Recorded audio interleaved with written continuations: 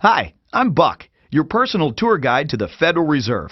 I'm here to introduce you to one of the most complex but effective institutions in the United States. But don't worry, I'll explain it all in plain English. Just beside me is a roadmap of where we're going. Together, we'll walk through the Federal Reserve System, literally. And along the way, I'll show you just what goes on around here and why it's important. By the end of this tour, you too will be able to explain the Federal Reserve in plain English. There is no other agency of government which can overrule actions that we take. There is no other agency of government which can overrule actions that we take.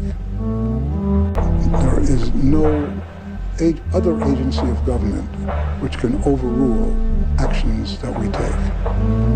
That would effectively be a takeover of monetary policy by the Congress, a repudiation of the independence of the Federal Reserve, which would be highly destructive to the stability of the financial system, the dollar, and our national economic situation. The Federal Reserve does not own any gold at all. We have not owned gold since 1934.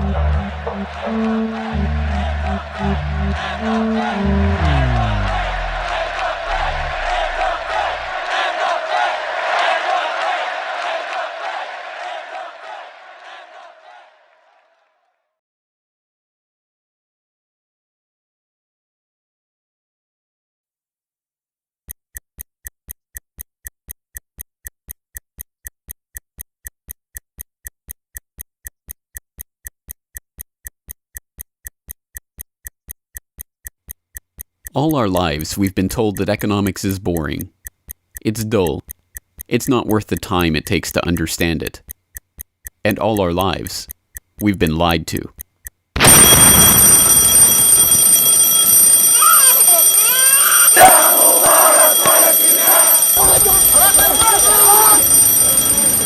War, poverty, revolution. They all hinge on economics, and economics all rests on one key concept. Money. Money. It is the economic water in which we live our lives. We even call it currency. It flows around us, carries us in its wake, drowns those who are not careful. We use it every day, in nearly every transaction we conduct. We spend our lives working for it, worrying about it, saving it, spending it, pinching it. It defines our social status. It compromises our morals. People are willing to fight, die, and kill for it. But what is it? Where does it come from? How is it created? Who controls it? It is a remarkable fact that, given its central importance in our lives, not one person in 100 could answer such basic questions about money as these. So if you were planning a family, you'd want to know where babies come from. Yeah. And this is a lot about banking. So let me ask you, where does money come from? Where does the money come from? Where does any money? The government prints it. Just print it off. Where does money come from? How is new money created? By labor. People work and produce wealth, and the money is supposed to match that wealth. Where does money come from? Well, I have a pretty different outlook on money. It actually comes from like trees, right? But why is this? How could we be so ignorant about a topic of such importance? Where does money come from is a basic, childlike question. So why is our only response the childlike answer meant as a joke? It grows on trees. Such a profound state of ignorance could not come about naturally. From the time we are children, we are curious about the world and eager to learn about the way it works. And what could lead to a better understanding of the way the world works than a knowledge of money, its creation and destruction? Yet discussion of this topic is fastidiously avoided in our school years and ignored in our daily life. Our monetary ignorance is artificial, a smoke screen that has been erected on purpose and perpetrated with the help of complicated systems and insufferable economic jargon. But it doesn't take an economist to understand the importance of money. Deep down, we all know that the wars, the poverty, the violence we see around us hinges on this question of money. It seems like a 1,000-piece jigsaw puzzle just waiting to be solved. And it is. The puzzle pieces, taken together, create an image of the Federal Reserve, America's central bank and the heart of the country's banking system. Despite its central importance to the economy, relatively few have heard of it, and fewer still know what it is, despite the bank's attempts at self-description. Our economy runs on a complex system of exchange of goods and services, in which money plays a key part. Coin, currencies, savings, and checking accounts, the overall supply of money is managed by the Federal Reserve. Money is the medium through which economic exchanges take place, and money as a standard of value helps us to set prices for goods and services. The job of managing money, monetary policy, is to preserve the purchasing power of the dollar while ensuring that a sufficient amount of money is available to promote economic growth. The Federal Reserve also promotes the safety and soundness of the institutions where we do our banking. It ensures that the mechanisms by which we make payments, whether by cash, check, or electronic means, operate smoothly and efficiently. And in its fiscal role, acts as the banker for the United States government. Now, these duties comprise the major responsibilities of our central bank. But in order to really understand the Federal Reserve, we must first understand its origins and context. We must deconstruct the puzzle. The first piece of that puzzle lies here, in the White House. This is where the Federal Reserve Act, then known as the Currency Bill, was signed into law after passing the House and Senate in late December 1913. The New York Times of Christmas Eve 1913 described the festive scene. The Christmas spirit pervaded the gathering. While the ceremony was a little less impressive than that of the signing of the Tariff Act on October 3rd last in the same room, the spectators were much more enthusiastic and seized every occasion to applaud. There in the White House that fateful December evening, President Wilson signed away the last veneer of control over the American money supply to a cartel, a well-organized gang of crooks so successful, so cunning, so well hidden that even now, a century later, few know of its existence, let alone the details of its operations. But those details have been openly admitted for decades. Of course, just as we have been taught to find economics boring, we have been taught that this story is boring. This is the way the Federal Reserve itself tells it. The United States was facing severe financial problems. At the turn of the century, most banks were issuing their own currency, called banknotes. The trouble was, currency that was good in one state was sometimes worthless in another. People began to lose confidence in their money, since it was only as sound as the bank that issued it. Fearful that their bank might go out of business, they rushed to exchange their banknotes for gold or silver. By attempting to do so, they created the Panic of 1907. During the panic, people streamed to the banks and demanded their deposits. The banks could not meet the demand. They simply did not have enough gold and silver coin available. Many banks went under. People lost millions of dollars. Businesses suffered, unemployment rose, and the stability of our economic system was again threatened. Well, this couldn't go on. If the country was going to grow and prosper, some means would have to be found to achieve financial and economic stability. To prevent financial panics like the one in 1907, President Woodrow Wilson signed the Federal Reserve Act into law in 1913. But this is history as told by the victors, a revisionist vision in which the creation of a central bank to control the nation's money supply is merely a boring historical footnote, about as important as the invention of the zipper or an early 20th century hula hoop craze. The truth is that the story of the secret banking conclave that gave birth to that Federal Reserve Act is as exciting and dramatic as any Hollywood screenplay or detective novel yarn, and all the more remarkable for the fact that it is all true. We pick up the story, appropriately enough, under cover of darkness. It was the night of November 22nd, 1910, and a group of the richest and most powerful men in America were boarding a private rail car at an unassuming railroad station in Hoboken, New Jersey. The car, waiting with shades drawn to keep onlookers from seeing inside, belonged to Senator Nelson Aldrich, the father-in-law of billionaire heir to the Rockefeller dynasty, John D. Rockefeller Jr. A central figure on the influential Senate Finance Committee where he oversaw the nation's monetary policy, Aldrich was referred to in the press as the general manager of the nation. Joining him that evening was his private secretary Shelton, and a who's who of the nation's banking and financial elite. A. Pyatt Andrew, the Assistant Treasury Secretary, Frank Vanderlip, President of the National City Bank of New York, Henry P. Davison, a senior partner of J.P. Morgan Company, Benjamin Strong Jr., an associate of J.P. Morgan and president of Bankers Trust Co., and Paul Warburg, heir of the Warburg banking family and son-in-law of Solomon Loeb of the famed New York investment firm Kuhn Loeb and Company. The men had been told to arrive one by one after sunset to attract as little attention as possible. Indeed, secrecy was so important to their mission that the group did not use anything but their first names throughout the journey so as to keep their true identities secret even from their own servants and waitstaff. The movements of any one of them would have been reason enough to attract the attention of New York's voracious press, especially in an era where banking and monetary reform was seen as a key issue for the future of the nation. A meeting of all of them, now that would surely have been the story of the century. And it was. Their destination?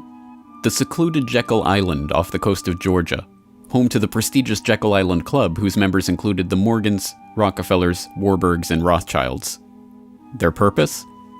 Davison told intrepid local reporters who had caught wind of the meeting that they were going duck hunting. But in reality, they were going to draft a reform of the nation's banking industry in complete secrecy. G. Edward Griffin, the author of the best-selling The Creature from Jekyll Island and a longtime Federal Reserve researcher, explains. What happened is that the banks decided that since there was going to be legislation anyway to control their industry, that they wouldn't just sit back and wait and see what happened and cross their fingers that it would be okay. They decided that to do what so many cartels do today, they decided to take the lead. And they would be the ones calling for regulations and reform. They like the word reform. And the American people are suckers for the word reform. You just put that into any corrupt piece of legislation, call it reform, and people say, oh, I'm all for reform. And so they vote for it or accept it. So that's what they were doing. They decided we will reform our own industry. In other words, we will create a cartel, and we will give the cartel the power of government. We'll take our cartel agreement so that we can self-regulate to our advantage, and we'll call it the Federal Reserve Act. And then we'll take this cartel agreement to Washington and convince those idiots there to pass it into law. And that basically was the strategy. It was a brilliant strategy. Of course, we see it happening all the time, and certainly in our own day today, we see the same thing happening in other cartelized industry. Right now, we're watching it unfold in the field of healthcare, but at that time, it was banking, all right? And so the banking cartel wrote their own rules and regulations, called it the Federal Reserve Act, got it passed into law, and it was very much to their liking because they wrote it. And in essence, what they had created is a set of rules which made it possible for themselves to regulate their industry, but they went even beyond that. In fact, it's clear to me when I was reading their letters and their conversations at the time and the debates that they never dreamed that Congress would go along and also give them the right to issue the nation's money supply. I mean, not only were they now going to regulate their own industry, which is what they started out as wanting to do, but they got this incredible gift that they didn't dream would be given to them, although they were negotiating for it. And that was Congress gave them the authority to issue the nation's money.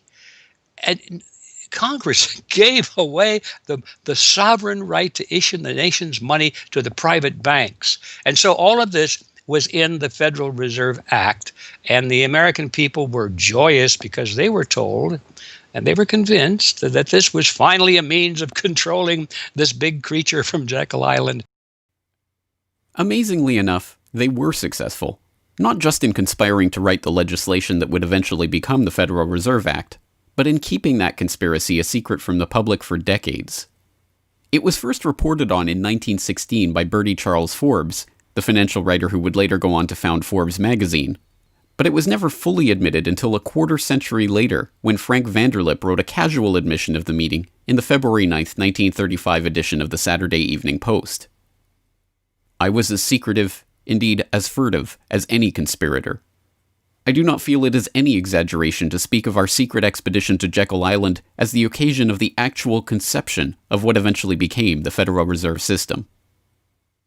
Over the course of their 9 days of deliberation at the Jekyll Island Club, they devised a plan so overarching, so ambitious, that even they could scarcely imagine that it would ever be passed by Congress. As Vanderlip put it, "Discovery of our plan, we knew, simply must not happen, or else all our time and effort would be wasted.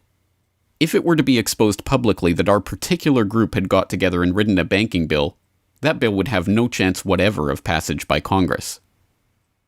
So what precisely did this conclave of conspirators devise at their Jekyll Island meeting? A plan for a central banking system to be owned by the banks themselves, a system which would organize the nation's banks into a private cartel that would have sole control over the money supply itself. At the end of their 9-day meeting, the bankers and financiers went back to their respective offices content in what they had accomplished. The details of the plan changed between its 1910 drafting and the eventual passage of the Federal Reserve Act, but the essential ideas were there. But ultimately, this scene on Jekyll Island, too, is just one piece of a larger puzzle. And like any other puzzle piece, it has to be seen in its wider context for the bigger picture to become visible. To understand the other pieces of the puzzle and their importance in the creation of the Federal Reserve, we have to travel backward in time. The story begins in late 17th century Europe. The 9 Years' War is raging across the continent as Louis XIV of France finds himself pitted against much of the rest of the continent over his territorial and dynastic claims. King William III of England, devastated by a stunning naval defeat, commits his court to rebuilding the English navy. There's only one problem: money. The government's coffers have been exhausted by the waging of the war, and William's credit is drying up. A Scottish banker, William Patterson, has a banker's solution. A proposal to form a company to lend £1 million to the government at 6% plus £5,000 management fee, with the right of note issue. By 1694, the idea has been slightly revised, a £1.2 million loan at 8% plus £4,000 for management expenses, but it goes ahead. The magnanimously titled Bank of England is created. The name is a carefully constructed lie, designed to make the bank appear to be a government entity. But it is not.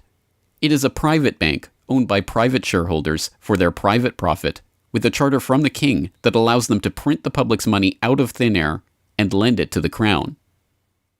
What happens here at the birth of the Bank of England in 1694 is the creation of a template that will be repeated in country after country around the world. A privately controlled central bank lending money to the government at interest, money that it prints out of nothing. And the jewel in the crown for the international bankers that creates this system is the future economic powerhouse of the world, the United States. In many important respects, the history of the United States is the history of the struggle of the American people against the banksters that wish to control their money. By the 1780s, with colonies still fighting for independence from the crown, the bankers will get their wish. In 1781, the United States is in financial turmoil. The Continental, the paper currency issued by the Continental Congress to pay for the war, has collapsed from overissue and British counterfeiting. Desperate to find a way to finance the end stages of the war, Congress turns to Robert Morris, a wealthy shipping merchant who was investigated for war profiteering just 2 years earlier. Now, as Superintendent of Finance of the United States from 1781 to 1784, he is regarded as the most powerful man in America, next to General Washington. In his capacity as Superintendent of Finance, Morris argues for the creation of a privately owned central bank deliberately modeled on the Bank of England that the colonies were supposedly fighting against. Congress, backed into a corner by war obligations and forced to do business with the bankers just like King William in the 1690s, acquiesces and charters the Bank of North America as the nation's first central bank. And exactly as the Bank of England came into existence loaning the British Crown £1.2 million, the BNA started business by loaning $1.2 million to Congress. By the end of the war, Morris has fallen out of political favor and the Bank of North America's currency has failed to win over a skeptical public. the BNA is downgraded from a national central bank to a private commercial bank chartered by the state of Pennsylvania. But the bankers have not given up yet. Before the ink is even dry on the Constitution, a group led by Alexander Hamilton is already working on the next privately owned central bank for the newly formed United States of America. So brazen is Hamilton in the forwarding of this agenda that he makes no attempt to hide his aims or those of the banking interests he serves. A national debt, if it is not excessive, will be to us a national blessing, he wrote in a letter to James Duane in 1781. It will be a powerful cement of our union. It will also create a necessity for keeping up taxation to a degree which, without being oppressive, will be a spur to industry. Opposition to Hamilton and his debt-based system for establishing the finances of the U.S. is fierce. Led by Jefferson and Madison, the bankers and their system of debt enslavement is called out for the force of destruction that it is, with Thomas Jefferson writing, "The spirit of war and indictment, since the modern theory of the perpetuation of debt, has drenched the earth with blood and crushed its inhabitants under burdens ever accumulating."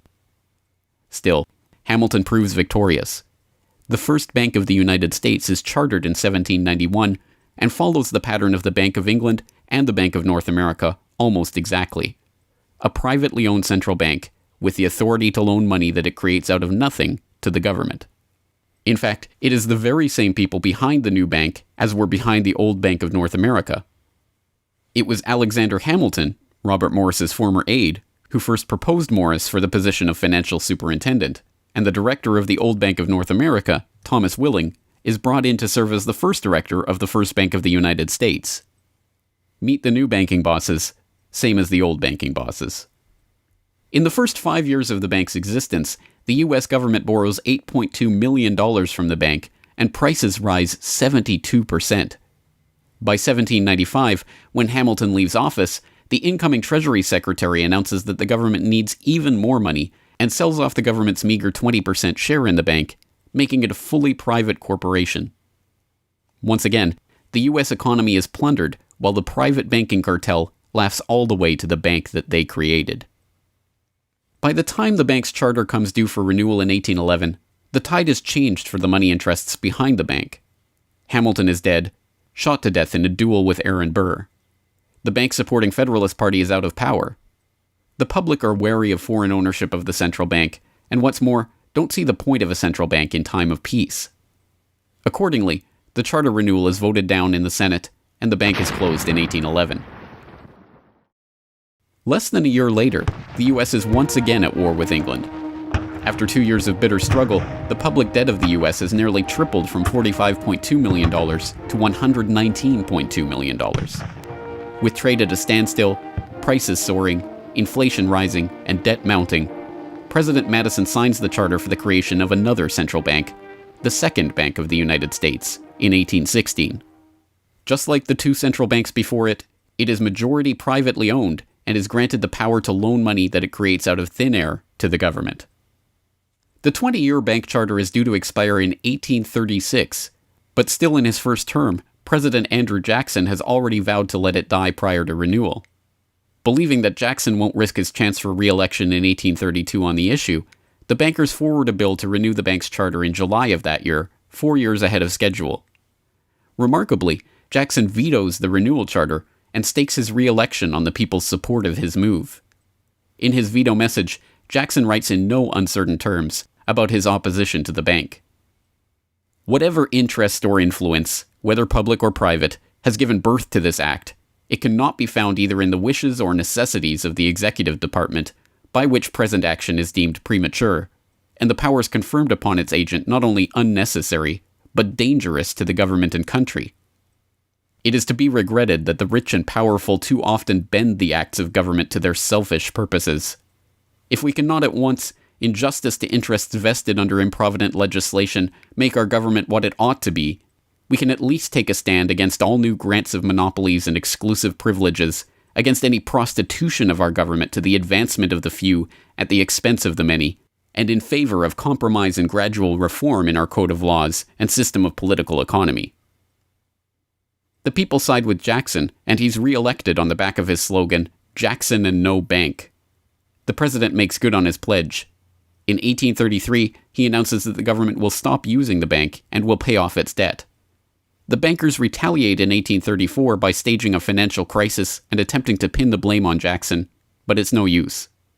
On January 8, 1835, President Jackson succeeds in paying off the debt, and for the first and only time in its history, the United States is free from the debt chain of the bankers.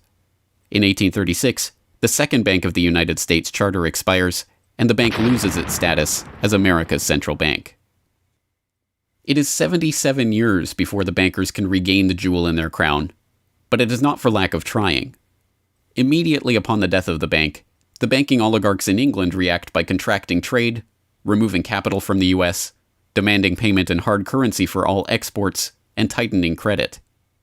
This results in a financial crisis known as the Panic of 1837, and once again Jackson's campaign to kill the bank is blamed for the crisis. Throughout the late 19th century, the United States is rocked by banking panics brought about by wild banking speculation and sharp contractions in credit. By the dawn of the 20th century, the bulk of the money in the American economy has been centralized in the hands of a small clique of industrial magnates, each with a near monopoly on a sector of the economy. There are the Astors in real estate, the Carnegies and the Schwabs in steel, the Harrimans, Stanfords, and Vanderbilts in railroads, the Mellons and the Rockefellers in oil. As all of these families start to consolidate their fortunes, they gravitate naturally to the banking sector. And in this capacity, they form a network of financial interests and institutions that centered largely around one man, banking scion and increasingly America's informal central banker in the absence of a central bank, John Pierpont Morgan. John Pierpont Morgan, or Pierpont as he prefers to be called, is born in Hartford, Connecticut in 1837 to Junius Spencer Morgan, a successful banker and financier. Morgan rides his father's coattails into the banking business, and by 1871 is partnered in his own firm, the firm that was eventually to become J.P. Morgan and Company. It is Morgan who finances Cornelius Vanderbilt's New York Central Railroad. It is Morgan that finances the launch of nearly every major corporation of the period, from AT&T to General Electric to General Motors to DuPont. It is Morgan who buys out Carnegie and creates the United States Steel Corporation, America's first billion-dollar company. It is Morgan who brokers a deal with President Grover Cleveland to save the nation's gold reserves by selling $62 million worth of gold to the Treasury in return for government bonds. And it is Morgan who, in 1907, sets in motion the crisis that leads to the creation of the Federal Reserve. That year, Morgan begins spreading rumors about the precarious finances of the Knickerbocker Trust Company, a Morgan competitor and one of the largest financial institutions in the United States at the time. The resulting crisis, dubbed the Panic of 1907, shakes the U.S. financial system to its core. Morgan puts himself forward as a hero, boldly offering to help underwrite some of the faltering banks and brokerage houses to keep them from going under. After a bout of hand-wringing over the nation's finances, a congressional committee is assembled to investigate the Money Trust, the bankers and financiers who brought the nation so close to financial ruin and that wield such power over the nation's finances. The public follows the issue closely, and in the end a handful of bankers are identified as key players in the Money Trust's operations, including Paul Warburg, Benjamin Strong Jr., and J.P. Morgan. Andrew Gavin Marshall, editor of the People's Book Project, explains. At the beginning of the 20th century, there was an investigation following the greatest of these financial panics, which was in 1907. And this investigation was on what was called the Money Trust, which found that three banking interests, J.P. Morgan, National City Bank, and the Citibank of New York, I believe it was, basically controlled the entire financial system. So three banks. And the public hatred towards these institutions was unprecedented. There was an overwhelming consensus in the country for establishing a central bank. But there were many different interests in pushing this, and everyone had sort of their own specific purpose behind advocating for a central bank. So to represent the most people, you had farmer interests, populists, progressives, who were advocating a central bank because they couldn't take the recurring panics, but they wanted government control of a central bank. They wanted it to be exclusively under the public control because they despised and feared the New York banks as wielding too much influence. So for them, a central bank would be a way to curb the power of these private financial interests. On the other hand, those same financial interests were advocating for a central bank to serve as a source of stability for their control of the system, also to act as a lender of last resort to them, and so that they would never have to face collapse, but also in order to exert more control through a central bank. The private New York banking community wanted a central bank under the exclusive control of them. There's a shocker. So you had all these various different interests which converged. Of course, the most influential happened to be the New York financial houses, which were more aligned with European financial houses than they were with any other element in American society. The main individual behind the founding of the Federal Reserve was Paul Warburg, who was a partner with Kuhn, Loeb and Company, European banking house. His brothers were prominent bankers in Germany at that time, and he had, of course, close connections with every major financial and really big industrial firm in the United States, and most of those existing in Europe. And he was discussing all these ideas with his fellow compatriots in advocating for a central bank. In 1910, Warburg got the support of a senator named Senator Aldrich, whose family later married into the Rockefeller family. Again, I'm sure just a coincidence, but Aldrich invited Warburg and a number of other bankers to a private secret meeting on Jekyll Island, just off the coast of Georgia, where they met in 1910 to discuss the construction of a central bank in the United States, but one which, of course, would be owned and serve the interests of the private bankers. Aldrich then, in 1911, presented this as the Aldrich Plan or the Aldrich Bill in the U.S. Congress, and it was actually voted out. The public, suspicious of Senator Aldrich's banking connections, ultimately reject the Jekyll Island Cabal's Aldrich Plan. The Cabal does not give up, however. They simply revise and rename their plan, giving it a new public face, that of Senator Robert Owen and Representative Carter Glass. In the end, the money trust that was behind the Panic of 1907 uses the public's own outrage against them to complete their consolidation of control over the banking system. The newly retitled Federal Reserve Act is signed into law on December 23, 1913, and the Fed begins operations the next year.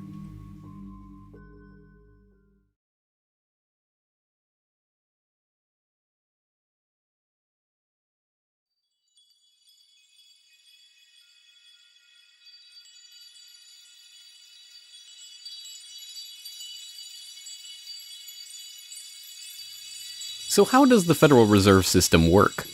What does it do? Who owns and controls it? These are the basic questions that would get to the heart of the fundamental question, what is money? And that is why the answer to these questions have been shrouded in impenetrable economic jargon. Even the Federal Reserve's own educational propaganda, which has an unusual tendency towards cutesy animation and talking down to its audience, has a difficult time summarizing the Fed's mission and responsibilities. According to the Fed, to achieve these goals, the Fed, then and now, combines centralized national authority through the Board of Governors, remember that on the map, with a healthy dose of regional independence through the reserve banks. A third entity, the Federal Open Market Committee, brings together the expertise of the first two in setting the nation's monetary policy. Precisely what imaginary gaggle of schoolchildren is this economic gibberish aimed at? The simple truth, hidden behind the sleight of hand of economic jargon and magisterial titles, is that a banking cartel has monopolized the most important item in our entire economy: money itself.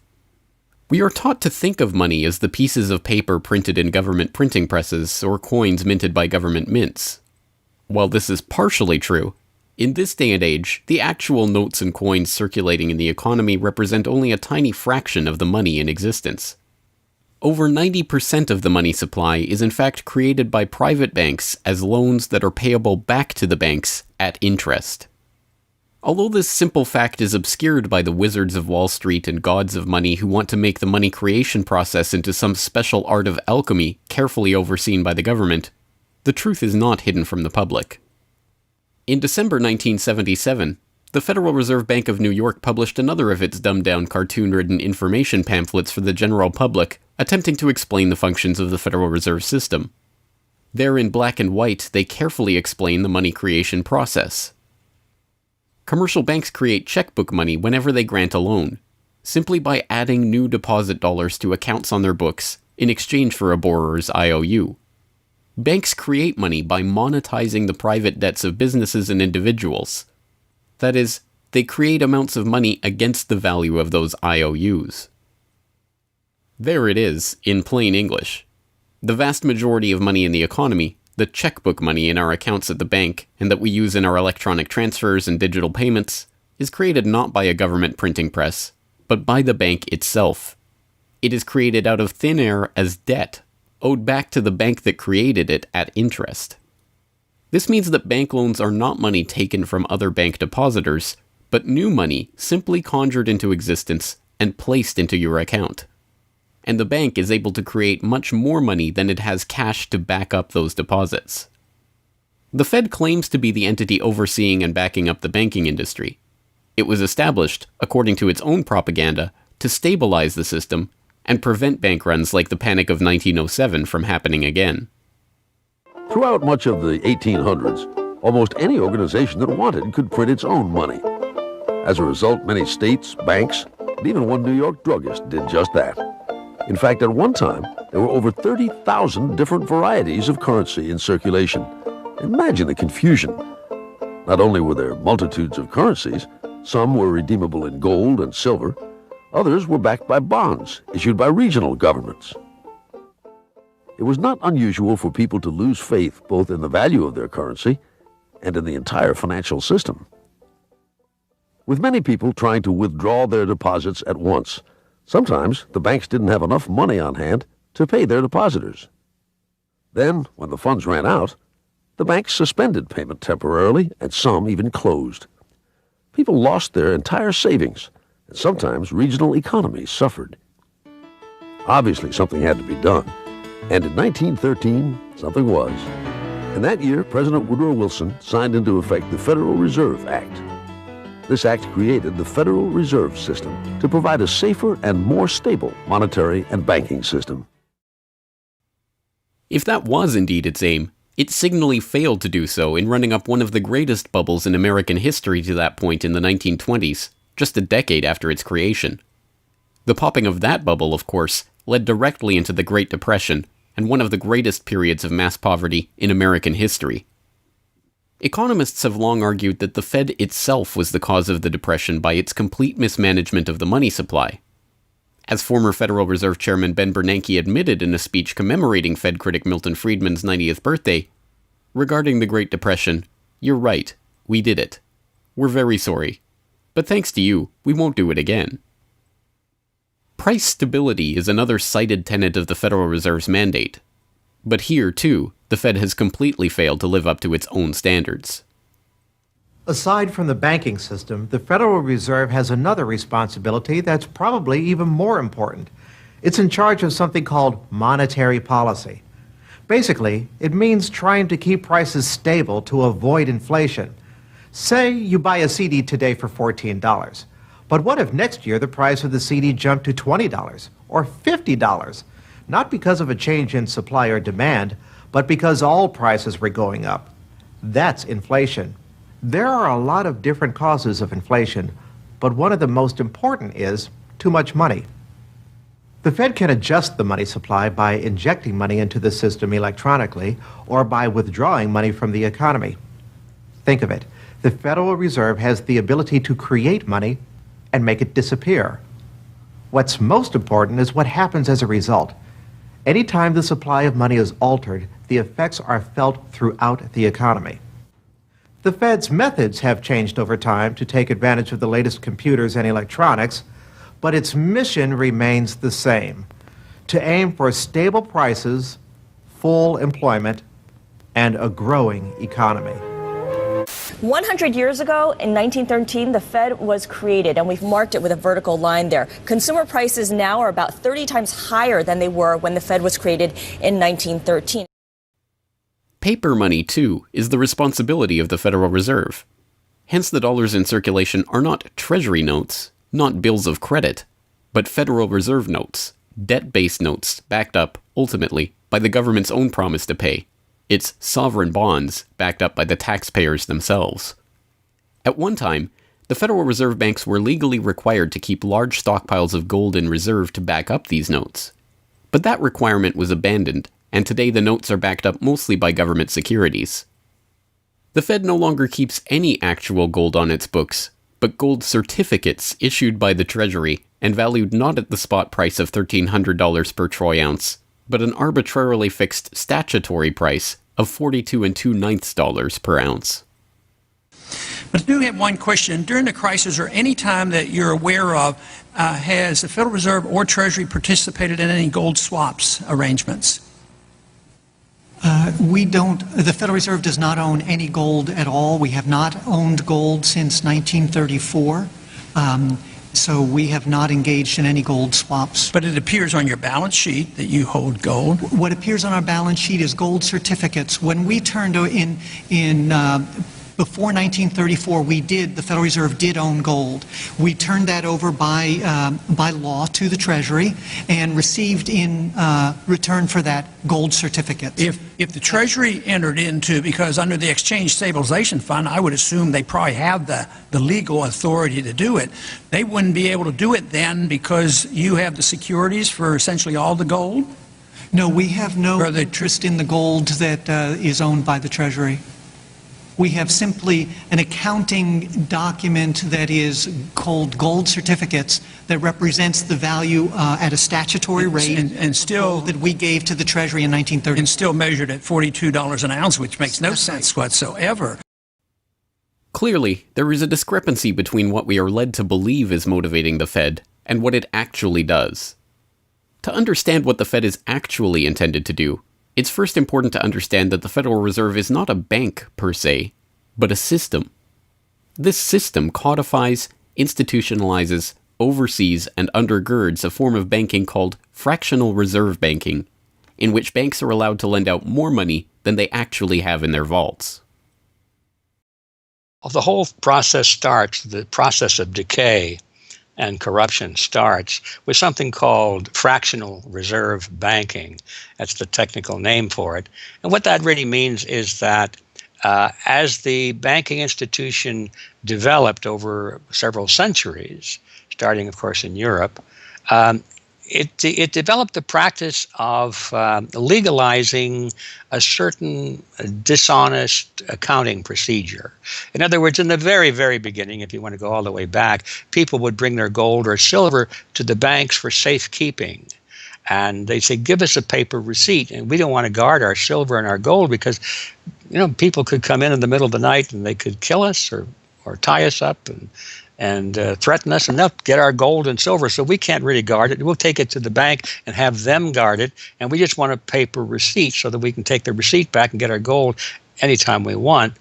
And so in the beginning, money was receipt money. They could then, instead of changing or exchanging the gold coins, they could exchange the receipts, and people would accept the receipts just as well as the gold, knowing they could get the gold. And so these paper receipts being circulated were, in essence, the very first examples of paper money. Well, the banks learned early on that game that here they were sitting on this pile of gold and all these paper receipts out there. People weren't bringing the receipts in anymore. Very few of them, maybe 5%, maybe 7% of the people would bring in their paper receipts and ask for the gold. So they said, why don't we just sort of give more receipts out than we have gold?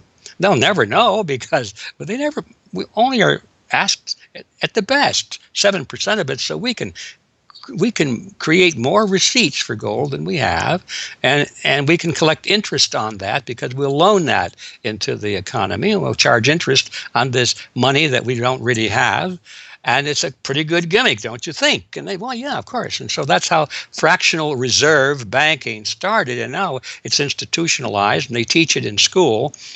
No one ever questions the integrity of it or the ethics of it. They say, well, that's the way banking works. And isn't it wonderful that we now have this flexible currency and we have prosperity and all of this sort of thing? So it all starts with this concept of fractional reserve banking. And the trouble is with that is it works most of the time, but every once in a while there are a few ripples that come along that are a little bit bigger than the other ripples, and maybe one of them is a wave, and more than 7% will come in and ask for their gold.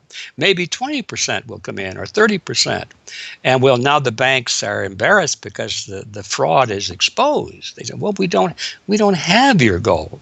What do you mean you don't have my gold? I gave it to you and put it on deposit, and you said you'd safeguard it. Well, we don't have it. We loaned it out. So then the word gets out, and everybody and their uncle comes and lines up for their gold. And of course, they don't have it, and the banks are closed. They have bank holidays, and the banks are embarrassed. They go out of business. People lose their savings, and you have these terrible banking crashes that were ricocheting all around the world prior to this time.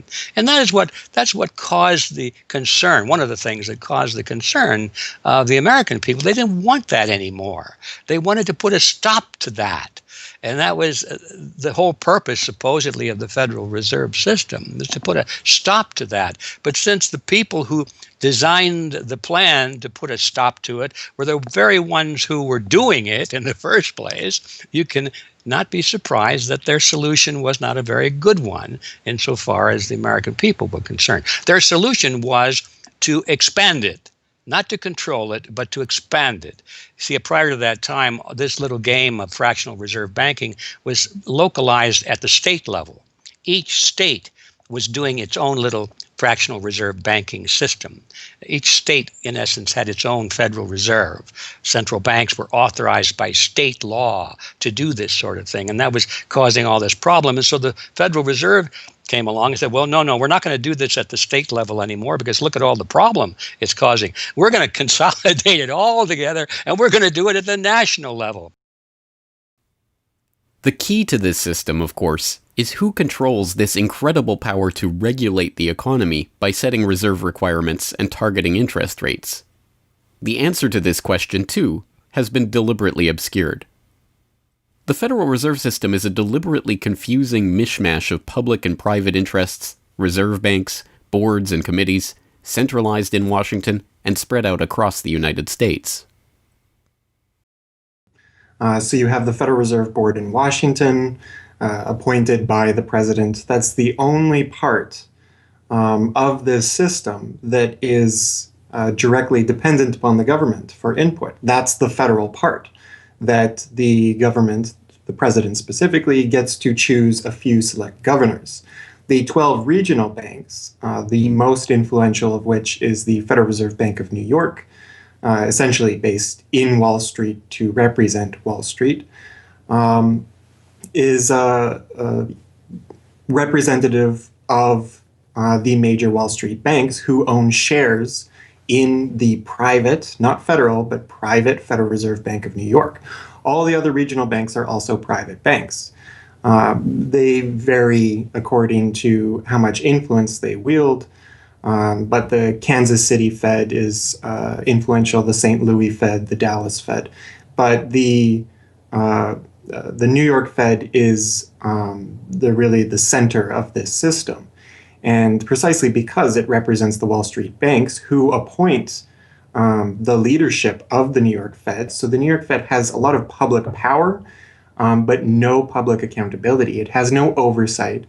It does not answer to Congress the way that the chairman of the Federal Reserve Board of Governors does. And even then, the chairman of the Federal Reserve Board, who is appointed by the president, does not answer to the president. He does not answer to Congress. He goes to Congress to testify, but the policy that they set is independent. So they have no input from the government. The government can't tell them what to do, legally speaking. And of course, they don't. Do you think it would cause problems for the Fed or for the economy if that legislation was to pass? My concern about the legislation is that if the GAO is auditing not only the operational aspects of our programs and the details of the programs, but is making judgments about our policy decisions that would effectively be a takeover of monetary policy by the Congress, a repudiation of the independence of the Federal Reserve, which would be highly destructive to the stability of the financial system, the dollar, and our national economic situation. The Federal Open Market Committee is responsible for setting interest rates. Now, this committee, which is enormously powerful, has as its membership the governor and vice chair of the Federal Reserve Board. But the Federal Open Market Committee, most of the membership is the presidents of the regional Federal Reserve banks representing private interests. So they have significant input into setting the interest rates. Interest rates are not set by a public body, they're set by private financial and corporate interests. And that's whose interests they serve, of course. The reason that the Federal Reserve goes to such great lengths to make its organizational structure as confusing as possible is to cover up the massive conflicts of interest that are at the heart of the system. The fact is that the Federal Reserve System is comprised of a board of governors, 12 regional banks, and an open market committee. The privately owned member banks of each Federal Reserve Bank vote on the majority of the Reserve Bank's directors, and the directors vote on members to serve on the Federal Open Market Committee, which determines monetary policy. What's more, Wall Street is given a prime seat at the table, with tradition holding that the president of the powerful New York Federal Reserve Bank be given the vice chairmanship of the FOMC and be made a permanent committee member. In effect, the private banks are the key determinants in the composition of the FOMC, which regulates the entire economy. According to the Fed, its monetary policy decisions do not have to be approved by the president or anyone else in the executive or legislative branches of government. It does not receive funding appropriated by the Congress, and the terms of the members of the Board of Governors span multiple presidential and congressional terms. Or, in the words of Alan Greenspan, what is the proper relationship, what should be the proper relationship between a chairman of the Fed and a president of the United States? Well, first of all, the Federal Reserve is an independent agency, and that means basically that there is no other agency of government which can overrule actions that we take. The Fed goes on in its self-mythologization to state that it is not a private, profit-making institution. This characterization is dishonest at best, and an outright lie at worst. The regional banks are themselves private corporations, as noted in a 1928 Supreme Court ruling. Instrumentalities like the national banks or the Federal Reserve Banks, in which there are private interests, are not departments of the government. They are private corporations in which the government has an interest. This point is even admitted by the Federal Reserve's own senior counsel. Our regulations do specify overall terms for the lending, but the day-to-day operation of the banking activities are conducted by the Federal Reserve banks. They are banks, and indeed they do lend, and they do interact they're their with own depositors. agency then, essentially, They are not in that agencies. regard. Yes, they're not agencies, Your Honor. They're persons under FOIA. Each Federal Reserve Bank, the stock is owned by the member banks in the district, 100% privately held. They have private boards of directors. Majority of those boards are appointed by the independent banks, private banks in the district. They are not agencies. These private corporations issue shares that are held by the member banks that make up the system, making the banks the ultimate owners of the Federal Reserve Banks. Although the Fed's profits are returned to the Treasury each year, the member banks' shares of the Fed do earn them a 6% dividend. According to the Fed, the fixed nature of these returns means that they are not being held for profit. Despite the dishonest nature of this description, however, it is important to understand that the bankers who own the Federal Reserve indeed do not make their money from the Fed directly. Instead, the benefits are much less obvious and much more insidious. The simplest way that this can be understood is that, as a century of history and the specific example of the last financial crisis shows, the Fed was used as a vehicle to bail out the very bankers who own the Fed banks in the most obvious example of fascistic collusion imaginable.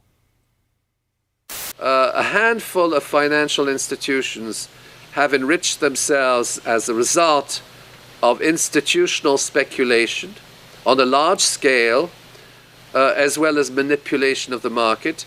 And secondly, what they have done is that they have then gone to their governments and said, well, we are now in a very difficult situation and you need to give us money so that we can retain the stability of the financial system.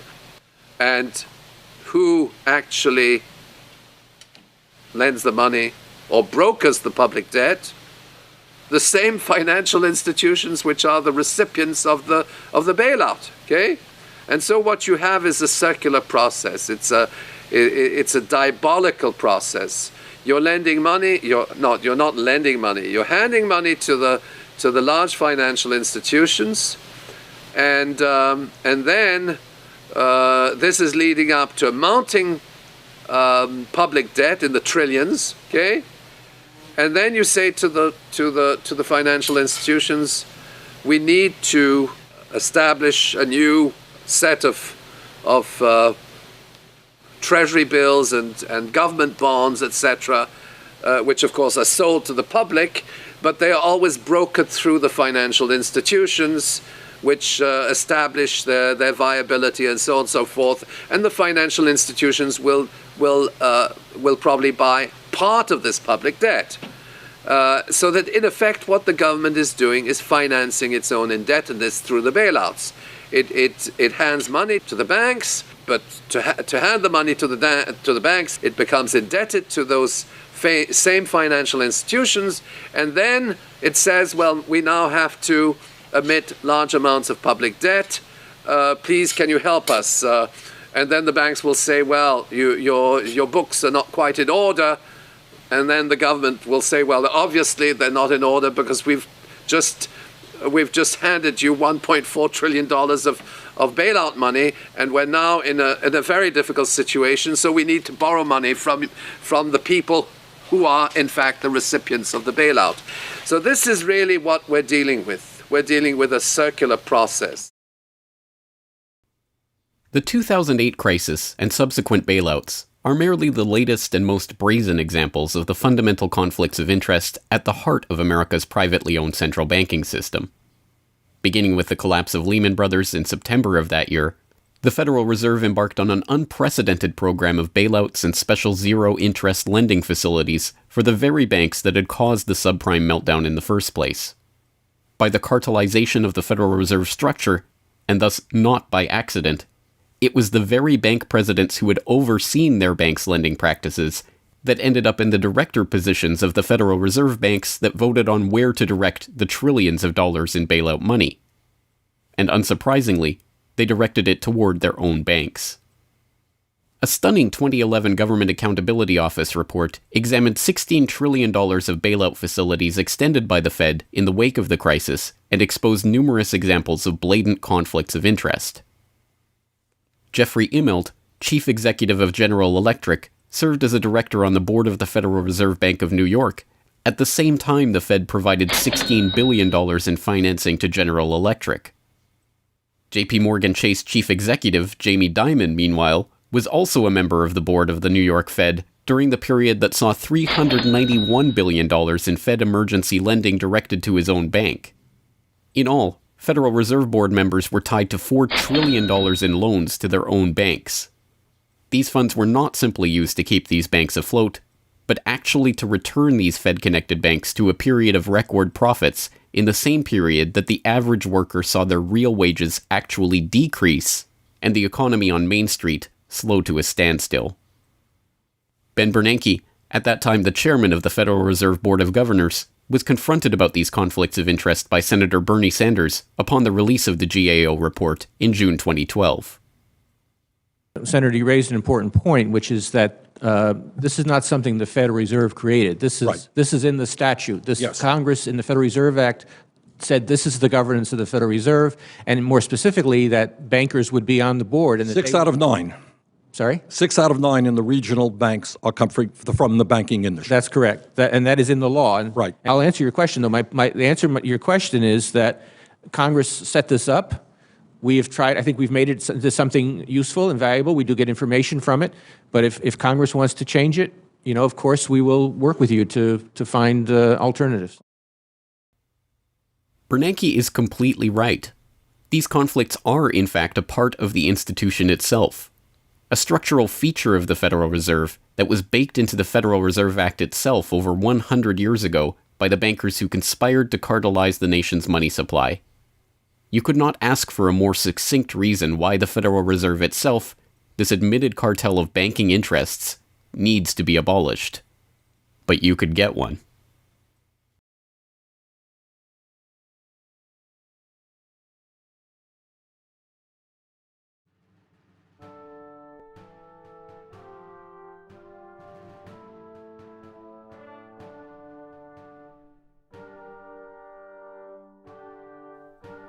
We now know that for centuries, the people of the United States have been at war with the international banking oligarchs. That war was lost, seemingly for good, in 1913 with the creation of the Federal Reserve. With the passage of the Federal Reserve Act, President Woodrow Wilson consigned the American population to a century in which the money supply itself has depended on the whims of the banking cabal. A century of booms and busts, bubbles and depressions, has led to a wholesale redistribution of wealth toward those at the very top of the system. At the bottom, the masses toil in relative poverty, single-income households becoming double-income households out of necessity, their quality of life being slowly eroded as the Federal Reserve notes that pass for dollars are themselves devalued. Worse yet, the fraud itself perpetuates Alexander Hamilton's persistent myth that a national debt is necessary at all.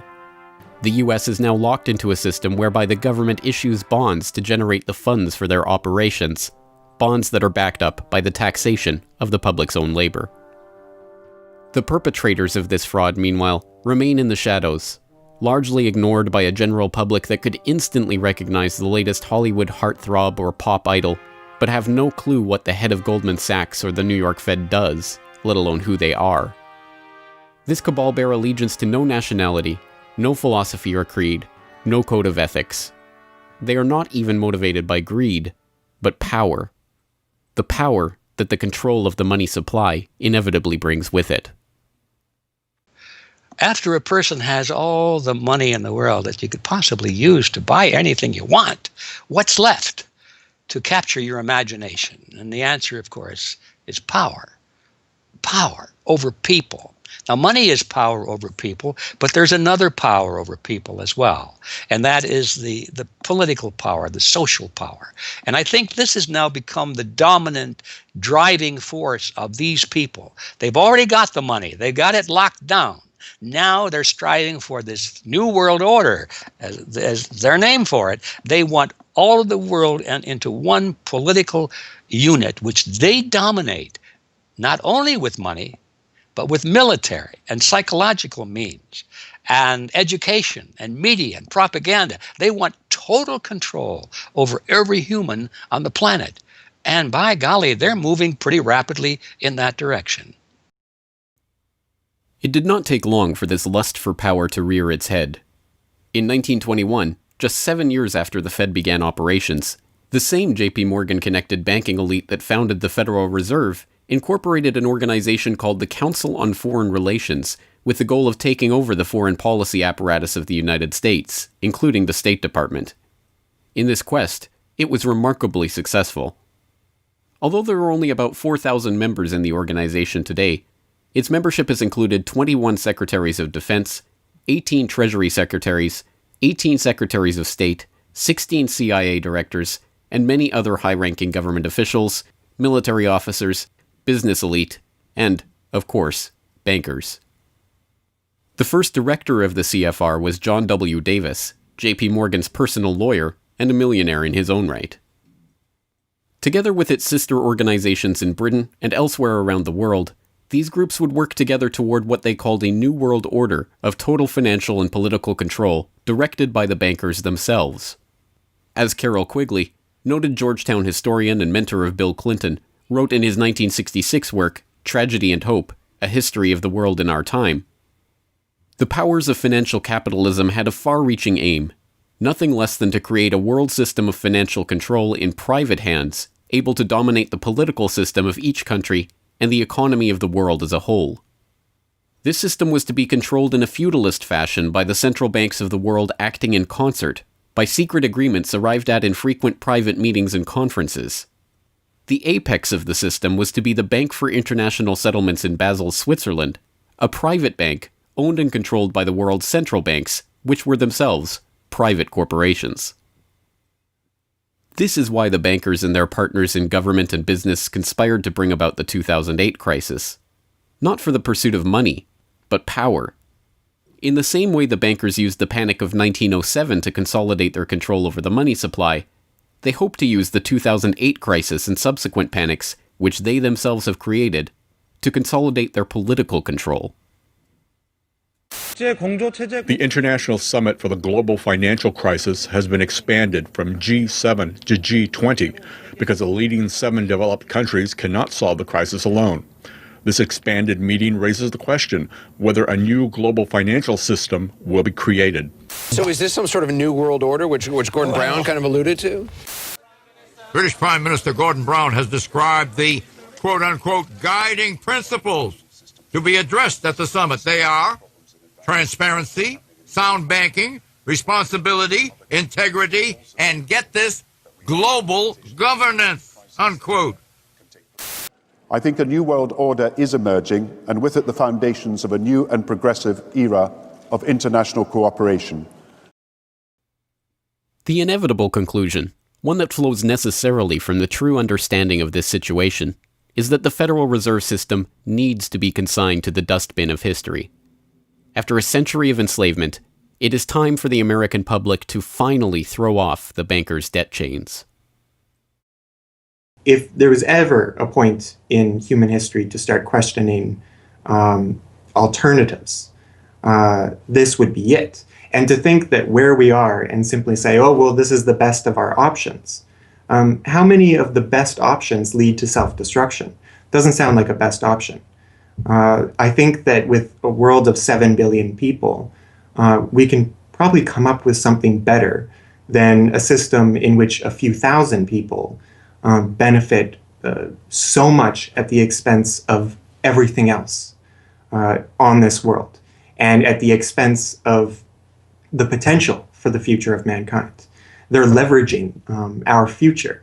And so long as we accept this way of thinking, so long as we accept these institutions as having dominance, that's the direction we'll be going. So I think reform is a good way to try and stall and to push back directly against the expanding and evolving power structures. But a radical change is what's really needed, and that has to be built from the bottom up. But I think that these two processes can and should go together in parallel. If you've made it this far, congratulations. You are now better informed on the economic history of the United States and the truth about the Federal Reserve than 99% of the population. If you do nothing else, then just working to get those around you educated on this information alone will have a profound effect. Once they learn of the scam, many are motivated to do something about it, and they, in turn, inform others. This is the viral nature of suppressed truth, and it is the reason that more people are aware of and energized by the issue of the Federal Reserve and the nature of money than ever before. Perhaps even more amazingly, this movement is spreading to other parts of the globe. Recognizing the interlocking nature of the modern global economy and the international nature of the banking oligarchy, movements to abolish the Federal Reserve have sprung up in Europe, where protests against the cartelized central banking system are taking place in over 100 cities, attracting 20,000 people on a weekly basis. I started this movement because I realized that the Federal Reserve Act, in my opinion, is one of the most worst laws in the whole world. So a private banking company is lending America the money, and in my opinion, America is not any more democratic. The Federal Reserve tells the government what to do, and that's a problem. It's a very big problem, especially in the US. Why is it a global issue, and why are people doing it here in Germany? Because when you realize that this finance system, it's a global system, you have to go to the really beginning of the system. And in my opinion, it's also the World Bank and the International Fund of Currencies and stuff like this. But at the beginning of all this is a law from 1913. Woodrow Wilson signed it. And this is the beginning of all this hardcore capitalism we are suffering right now from. And the only way to stop this is maybe to break this law. But what if the burgeoning movement to end the Fed is successful? What system do people propose as the answer? There have been several proposals along different lines by various researchers. Some argue for a return to America's colonial roots of debt-free money issued by state-run banks, pointing to the Bank of North Dakota as one already functioning, successful model of this approach. We've had two banking systems ever since the 1860s, with the state bank system and the federal bank system. And the federal bank system are the big Wall Street banks, particularly. They dominate the federal system. So they're taking over right now. I mean, in California, we don't even have any local banks where I am. They're now, we had two, and I had accounts in both of them, and they're now, one of them is Chase Bank and the other is U.S. Bank. So they're both big Wall Street banks now. They've been taken over. So if you can keep, it's the local banks that have an interest in serving the local business. The big banks have no interest in making loans to local business. It's too risky. Why should they bother? They've got this virtually free money they can get from the Fed and from each other, and it's much more lucrative to them either to speculate in commodities or other things abroad, or what works very well for them is to buy long-term government bonds at 3%, because these have no capital requirement. The capital requirement for government bonds are zero. So they can buy all of those that they want. Whereas if they buy, let's say, mortgages, or if they make loans for mortgages, or they make loans to businesses, then they have to worry about their capital requirement. And as soon as they've used up all their capital, in other words, $8 of capital will get you $100 of loans, then they can't make any more loans. They have to wait for 30 years till those loans get paid off. So what they do, if they do buy mortgages, is sell them off to investors. And so that was the whole mortgage-backed securities scam that we've seen. I mean, they had no motivation to make sure that these borrowers were actually sound borrowers. They just wanted to make a sale, so they sold the stuff to the unwary investors who might be somebody in Iceland or Sweden or pension funds. Yeah, so that didn't work out so well. So a state bank with the partnering with the local banks can provide the capital, can help them with capital. In North Dakota, the state bank guarantees the loans of the local banks, allowing them to make much bigger loans than they could otherwise. And the state bank provides liquidity to the small banks. That's why the small banks, the local banks, aren't making loans to small business right now, because they don't know that they can get money from the other banks as needed. The way banking works is they make the loan first. I mean, if you have credit lines to many different businesses, and if they all hit up their credit lines at once, you're going to run out of money. So you don't dare do that unless you know that you can get short-term loans from the other banks. And what's happening right now, even though there's $1.6 trillion in excess reserves sitting on the books of the big banks, they're not available to the little banks. And the reason is because the Fed is paying 0.25% interest on those reserves. So the banks have no incentive to lend them to the little banks. Why let go of them when you can make just as much keeping them, and then you still have your reserves, and you can use them as collateral to buy bonds or something that'll make you more money. So the whole system is messed up. And in North Dakota, the Bank of North Dakota provides the liquidity for these local banks. Others advocate a decentralized system of alternative and competing currencies that greatly reduce or even eliminate altogether the need for a central bank. Well, 22 years ago in Ithaca, New York, I noticed that a lot of people, friends particularly, had skills and time that were not being employed or respected by the prevailing economy. And while we had much desire to create things and trade them with each other, and many services we could provide to each other. We didn't have the money. So, since I have a background in graphic design, journalism, and arrogance, I went to my computer and designed paper money for Ithaca, New York. Designed pretty colorful money, with pictures of children, waterfalls, and trolley cars, and denominated in hours of labor. 1 hour note, half hour, quarter, eighth hour note, 2 hour note, and then began to issue to each of the pioneer traders who had agreed to be listed in the directory a specific starter amount. And the game began. An hour has been worth an hour of basic labor, or $10 US, which at that time, 20 years ago, was double the minimum wage. People who usually expect more than $10 per hour of their service can charge multiple hours per hour, but the denomination puts between us as residents of our community that reminder that we are fellow citizens, not merely winners or losers scrambling for dollars. And it introduces us to each other on the basis of these skills and services that we have, that we are more proud to provide for each other than often is the case with a conventional job, just the stuff we have to do to get the money to pay the bills. So through that trading process, that more intimate scale process within the community, we're more easily able to become friends and lovers and political allies. It's an inspiring story, and tell people about how much money has circulated through this community. I mean, it's important for people to understand just how successful this has been. Because we're not a computer system, we don't have a specific volume of trading recorded, but by the grapevine, by phone surveys, and over the years watching the money move, we were able to guess very reliably at several $1 million equivalent of this money has transacted over those years, making loans without charging interest up to $30,000 value, which is the fundamental monetary revolution in our system.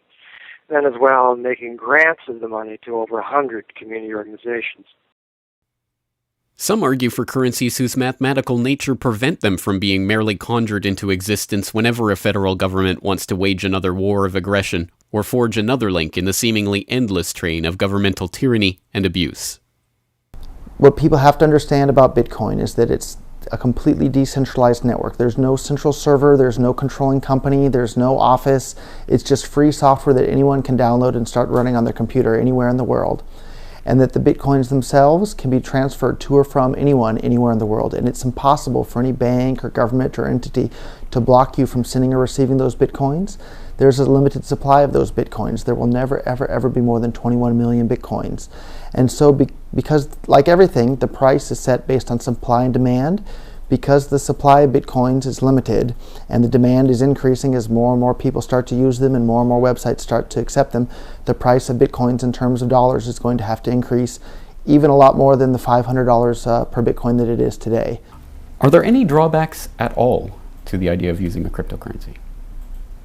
If you're part of the current power elite that can just print money at will to spend on whatever you feel like, then yeah, the world switching over to Bitcoin is probably not going to benefit you. But if you're one of the normal people that aren't working for the Federal Reserve or any central bank that's printing money to pay to your friends and that sort of thing, then a Bitcoin world is a wonderful thing for you. Sound money, cryptocurrencies, state banks, LETS programs, self-issued credit. These and many other solutions have all been proposed, and many of them are in use in different localities today. Information on all of these ideas and how they are being applied in various parts of the world are widely available online. The point is that the question of what money is and how it should be created is perhaps the single greatest question facing humanity as a whole, and yet it is one that has been almost completely eliminated from the national conversation. Until recently. End the Fed! End the Fed!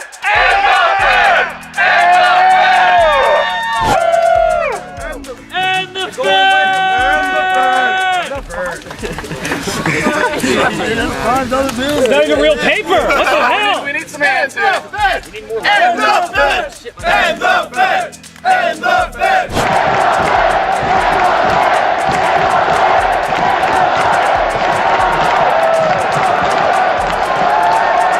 I haven't even gotten to that part yet.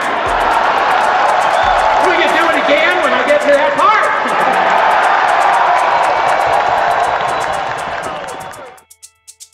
And so the rest of the story is now in our hands. Once we understand the scam that has taken place, the gradual consolidation of wealth and power in the hands of an elite few banking oligarchs, and the growing impoverishment of the masses, all in the name of banking funny money created out of nothing and loaned to the public at interest, we can choose to get active or to do nothing at all. For those who choose to get active, there are some steps that you can take to help change the course of the system. First, follow the links and resources from the transcript of this documentary at corbettreport.com/Federal Reserve to familiarize yourself with the history, the connections, and the functions of the Federal Reserve System. If you can't explain this material to yourself, then you will never be able to teach it to others. Secondly, begin reaching out to others to bring them up to speed on the issue. It can be as simple as broaching this conversation in the Monday morning water cooler talk, or passing out a copy of this documentary, or sending out links to this information to your email list. Insert this topic into your conversations. When people start talking about the national debt, or the state of the economy, or other political talking points, get them to question the roots of these issues, and why there is a national debt at all. Thirdly, when you are able to find or create a group of like-minded people in your area who are engaged with the issue, start a study group on the issue and its solutions.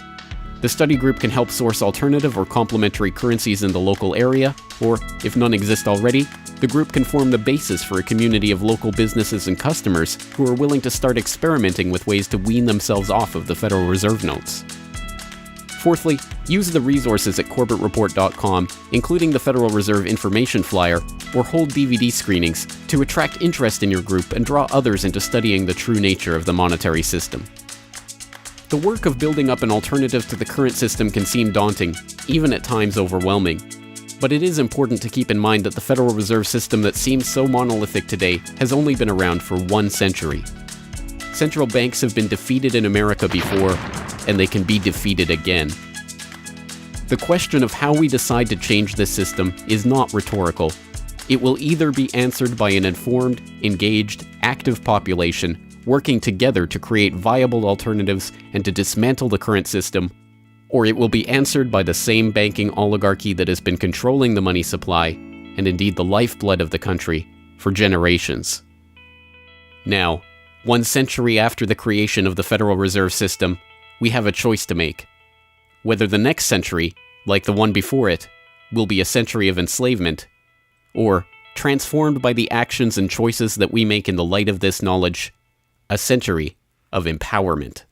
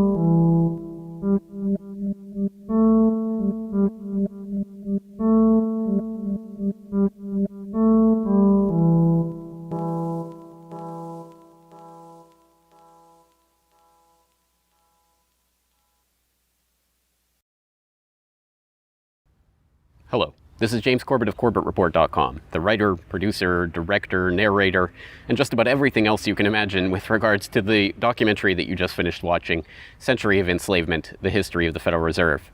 As I mentioned towards the end of that documentary, if you've made it this far, then you are now better informed about the Federal Reserve, its origins, what it is, how it functions, and why it must be opposed than 99% of the general public.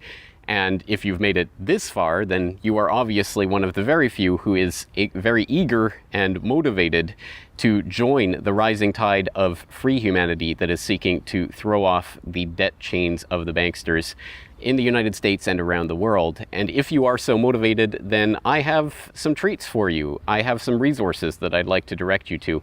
As I mentioned again towards the end of that documentary, there are some resources up at corbettreport.com that I hope will help you in your quest to better inform yourself and better inform others about the Federal Reserve System. Because once again, if you can't explain this to yourself, then how could you ever hope to explain it to anyone else? So I think the first quest that we must all engage in is to improve our own understanding of the Federal Reserve System and how it functions, and then to spread that information to others. And on that note, once again, if you go to corbettreport.com, you'll be able to find, first and foremost, this documentary itself is, of course, 100% freely available online, which you would know because you're watching this right now. So, of course, there will be links to the YouTube version of this documentary or the downloadable MP4 version on my website. There's also audio MP3 files available for download. All of those, again, freely open to the public, and I do encourage you to send them out to others if you do find it to be a valuable resource yourself. And once you're there at corbettreport.com, you'll find not only the documentary itself, but also a transcript of the documentary, complete with hyperlinks to all of the source documents, videos, articles, all of the information that was used to compile this documentary. So I hope that will be a valuable resource, again, for people who are looking to put this information together in a way that makes sense in their own head, and so that they can see where all of this information is coming from, much of it sourcing from the Federal Reserve itself. So I hope that the hyperlinked transcript will be valuable to people out there who are seeking to broaden their understanding of these topics. And you will also find there a news information pamphlet that I have put together with the help of Mike Krentz of MikeKrentz.com, a graphic designer who's helped me out a lot behind the scenes on the website. As you can tell from the graphics on this documentary, I'm not a graphic designer myself by trade or by training. So I certainly do appreciate Mike's help in putting this information pamphlet together. And this is just a few points that have been addressed in this video, informational points about the Federal Reserve, what it is, and some interesting little teasers to get people interested in this information. You can download and print this off from corbettreport.com and use it however you like, handing it out to people on the street, using it as a discussion point if you hold a DVD screening, if you want to just post it up in public areas, only where allowed by law, of course. Once again, this is freely available for download and for you to print out and to use to help spread information about the Federal Reserve System. And it's available both in color and black and white and should print nicely onto standard 8.5 by 11 letter size paper. So that will all be up there at the website, along with, of course, an actual DVD version of this documentary. Once again, if you do find this information useful, then I hope you will try to spread it to others. There are a lot of people who prefer the online link, but there will be some people who you cannot reach online. For those people, and for yourself, if you so desire, here is a physical hard copy that you can order from corbettreport.com for 2,000 Japanese yen. That's about 20 Federal Reserve notes. Because unfortunately, we are trapped in this debt-based bankster-led system. So we do all require these pieces of paper in order to put a roof over our head and food on the table, myself included. So your support is obviously greatly appreciated. And for that 2,000 Japanese yen, about 20 Federal Reserve notes, you'll receive this documentary. Disc 1 containing the documentary itself. Disc 2, the full 1-hour interview with G. Edward Griffin. So I think, again, a valuable resource for people who are looking for more information about the Federal Reserve. So that's available at corbettreport.com, along with all of this that we've talked about here, the information pamphlet, the hyperlink transcript, all of the various formats this is available in. Once again, I've tried to make this as straightforward as possible and also as detailed as possible so that you can start to further your own exploration and understanding of this system that we're facing. Once again, of course, any way that you choose to get this information out to others is greatly appreciated, but if you do want to send the Corbett Report links around, the best one to use is corbettreport.com/Federal Reserve. That will have the documentary in the YouTube format, it will have the downloadable MP3 and MP4 formats, it will have the transcript, it will have the downloadable information pamphlet, And it will also have a link to buy the DVD. So all of that will be there at corbettreport.com/Federal Reserve. Please send people there if you're going to send people anywhere. So once again, I really do salute you for taking time out of your busy day, out of your schedule, to devote yourself to watching and learning and understanding this material, and to helping spread this information and awareness to others, because it is only together that we will ever be able to form the movement that will ultimately turn the tide against the banksters and defeat the Federal Reserve and all of the similarly privately controlled central banks all around the world. So once again, thank you for your time and attention. I'm James Corbett of CorbettReport.com.